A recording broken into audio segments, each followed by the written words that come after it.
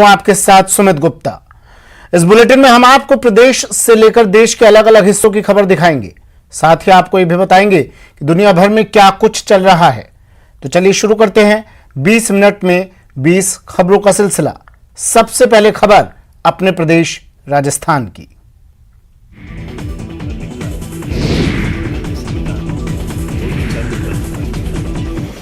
इसमें मैंने 615 शेर कहे हैं। पूरे संविधान के अनुच्छेद जो है अपने, उन अनुच्छेदों को मैंने इसमें ढाला है शेर और शायरी में।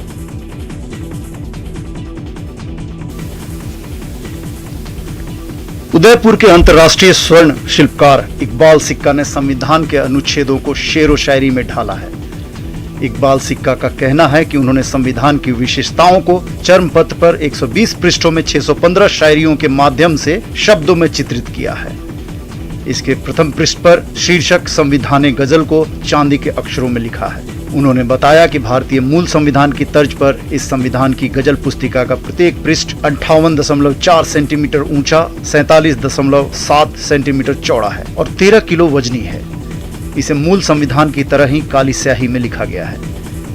इकबाल सिक्का ने इसे विश्व का पहला और सबसे लंबा चर्मपत्र पर हस्तलिखित संविधान गजल होने का दावा किया है।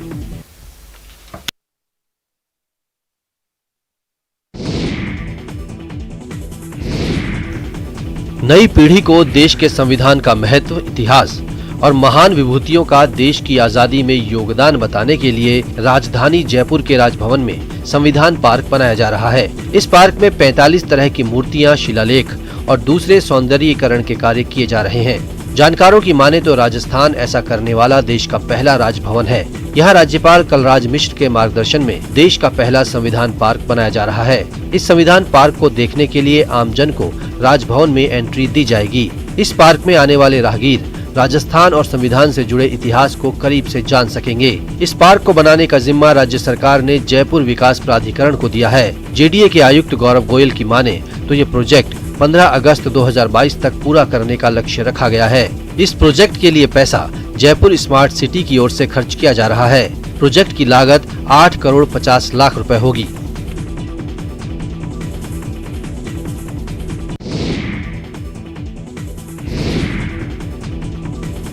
उन्नीस के भारत पाक युद्ध के इतिहास के पन्नों में कई वीर जवानों और सैन्य अधिकारियों की बहादुरी के किस्से दर्ज हैं। आपकी टीवी स्क्रीन पर नजर आ रही ये तस्वीरें भी उसी कड़ी का एक हिस्सा है। ये है झुंझुनू के ओजटू गांव के निहाल सिंह। जब 1971 के भारत पाक युद्ध की बात चलती है तो झुंझुनू के रिटायर्ड फौजी निहाल सिंह डागर की बहादुरी के किस्से जरूर सुनने को मिलते हैं। 74 साल के रिटायर्ड फौजी के नाम से पाकिस्तानी फौज के जवान खौफ खाते थे। फौजी निहाल सिंह ने युद्ध में दुश्मन के छक्के छुड़ाते हुए बॉर्डर में घुसकर दुश्मन फौज के 24 जवानों को गोलियों से भून दिया था, जिसके चलते निहाल सिंह को वीर चक्र दिया गया। 50 साल पुराने वीरता के किस्से सुनाते हुए निहाल सिंह बताते हैं, मेरे पास उस समय स्टेन गन थी। मेरा निशाना अचूक था। पहले निशाने पर ट्रक के चालक को लिया। पाक सेना समझ नहीं पाई कि वो क्या करे, ट्रक कौन चलाए। उस समय मुझे दुश्मन के अलावा कोई दिखाई नहीं दे रहा था, न परिवार दिखाई दे रहा था, न भविष्य।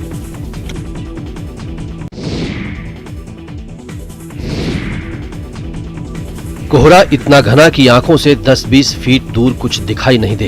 तापमान भी इतना कम कि शरीर ठंड से अकड़ने लगे। ऐसे में सीमा सुरक्षा बल का जवान रात के सन्नाटे में बॉर्डर पर अपने कर्तव्य को अंजाम दे रहा होता है तो उसके जज्बे को सलाम तो बनता ही है। ड्यूटी तो ड्यूटी होती है, लेकिन सीमा सुरक्षा बल के जवानों की ड्यूटी आसान नहीं। विपरीत मौसम और परिस्थितियों में जिस सजगता से जवान अपनी ड्यूटी को अंजाम देते हैं, उसी की बदौलत हमारी सीमाएं सुरक्षित हैं और हम चैन की नींद सोते हैं। तस्वीरें जैसलमेर की हैं, जहां बीएसएफ ने चौकसी बढ़ा दी है। ऑपरेशन सर्द हवा को लेकर बॉर्डर पर स्पेशल चौकसी बढ़ती जा रही है, जो 28 जनवरी तक रहेगी। गौरतलब है कि देश की सबसे लंबी अंतर्राष्ट्रीय सीमा राजस्थान के पश्चिमी जिले जैसलमेर से लगती है। जब तू सरहद पर होता है तो मेरा देश चैन से सोता है। जीवन प्रतन कर्तव्य पर बढ़ते कदम देश की रक्षा करते हैं। और हमारे साथ आज सीमा सुरक्षा बल के वो जवान हैं जिनकी बदौलत आज हम सुरक्षित हैं। किस तरह से ठंड भरी सर्दी में भी पेट्रोलिंग कर रहे हैं? जी, सर्दी तो काफ़ी हो रही है। देश प्रेम, हम जिस प्रकार से देश प्रेम होता है तो हमें ठंडी का एहसास नहीं होता है।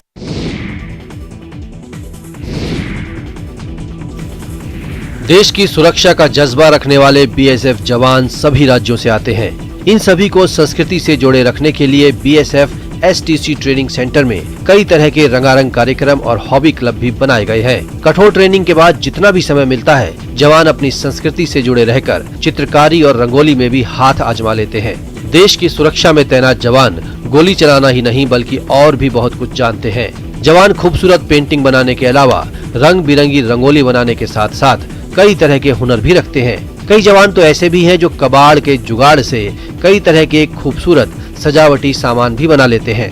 इन जवानों को तनाव से बाहर निकालने के लिए भी कई गुर सिखाए जाते हैं। फौज में भर्ती होने पर ट्रेनिंग के दौरान टीम वर्क सिखाया जाता है। एक दूसरे से इतना करीबी जुड़ाव हो जाता है कि ये जवान एक दूसरे के बारे में हर छोटी से छोटी बात जानने लगते हैं। ये भी ट्रेनिंग का ही एक हिस्सा है।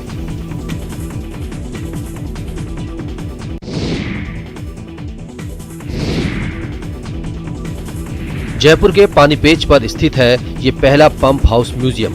इस म्यूजियम में देश की एक अनमोल धरोहर आज भी सुरक्षित है। ये धरोहर है देश का पहला इंजन।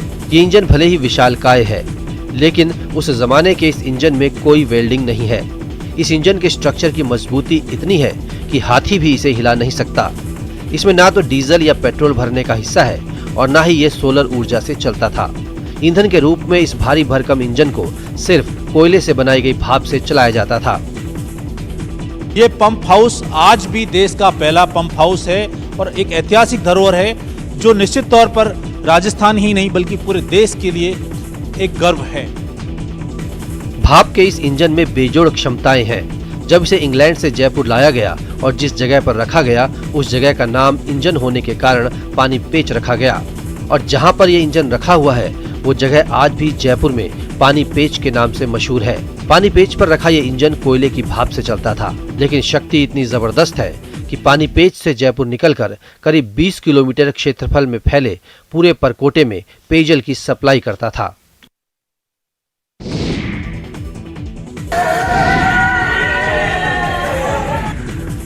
जिस पिता का हाथ पकड़कर चलना सीखा, अपने पैरों पर खड़ा होना सीखा, अपनी पहचान बनाई, उसी पिता की अर्थी को जब बेटियों ने कंधा देकर विदा किया तो लोग अपनी भावनाओं पर काबू नहीं रख पाए।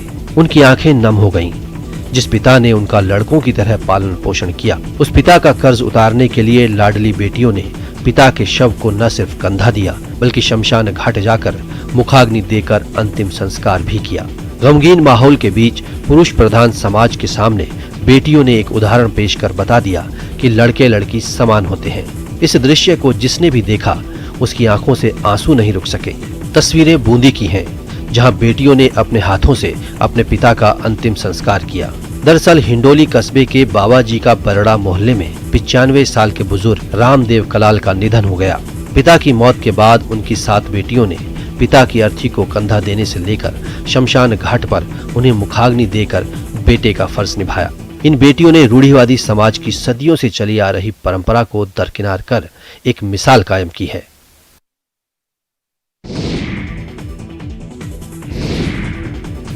पूर्व दस्यु जगन गुर्जर की ओर से सोशल मीडिया पर पहले जारी किए गए वीडियो पर हुआ बवाल अभी थमा ही नहीं था कि जगन ने फिर से 2 वीडियो वायरल कर दिए। इसमें वो सीधे बाड़ी विधायक गिरिराज सिंह मलिंगा को चुनौती देते दिखाई दिया। बोला प्रशासन को 2 घंटे के लिए हटा दो, फिर वह आमने सामने की लड़ाई के लिए तैयार है।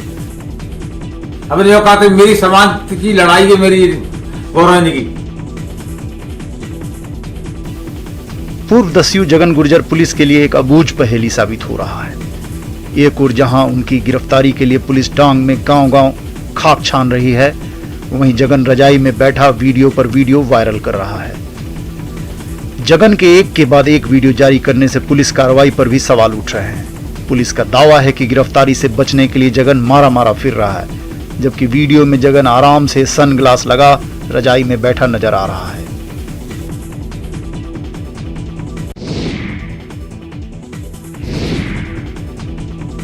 शिकारी जानवर हमेशा अपने शिकार की खोज में रहते हैं और मौका मिलते ही उन पर टूट पड़ते हैं। ये जानवर शिकार को दबोचने के लिए चालाकी और तेजी दोनों का इस्तेमाल करते हैं। खासकर शेर, चीता और बाघ जैसे बड़े जानवरों का अंदाज देखने लायक होता है। हम सभी को ऐसा लगता है कि शेर और बाघ जैसे जानवर ही दुनिया के सबसे खतरनाक जानवर होते हैं, लेकिन ऐसा नहीं है। कुछ जंगली जानवर भी इतने खूंखार, खतरनाक और शक्तिशाली होते हैं जिसका अंदाजा हम नहीं लगा सकते। आपके टीवी स्क्रीन पर नजर आ रही तस्वीरें भी ऐसी ही हैं। वीडियो में आप देख सकते हैं कि एक बाघिन सुअर को अपना शिकार बनाने की कोशिश कर रही है। बाघिन ने जंगली सुअर को गर्दन के ऊपरी हिस्से से पकड़ रखा है। जान बचाने के लिए सुअर पूरी मशक्कत कर रहा है, तो वहीं बाघिन भी अपने शिकार पर पकड़ मजबूत बनाए रखने की कोशिश कर रही है। जंगली सुअर जहां अपनी मजबूती से बाघिन को डराने की कोशिश कर रहा है, वहीं बाघिन भी शिकार को धराशायी करने की कोशिश करती है। 7 मिनट में ही बाघिन ने जंगली सुअर का शिकार कर डाला, जिसे रणथंभौर नेशनल पार्क आए सैलानियों ने अपने कैमरे में शूट कर लिया। और चलिए अब देख लेते हैं कुछ अन्य राज्यों की खबरें।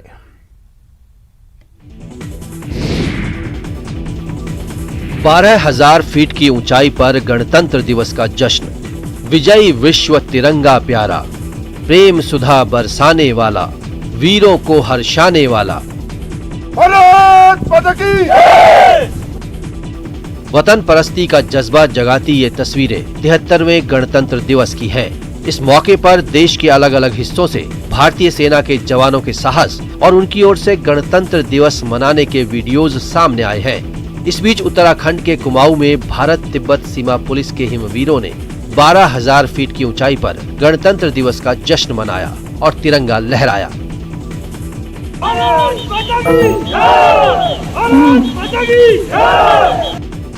12,000 फीट की ऊंचाई पर लहराया तिरंगा। आईटीबीपी जवानों के शौर्य को सलाम।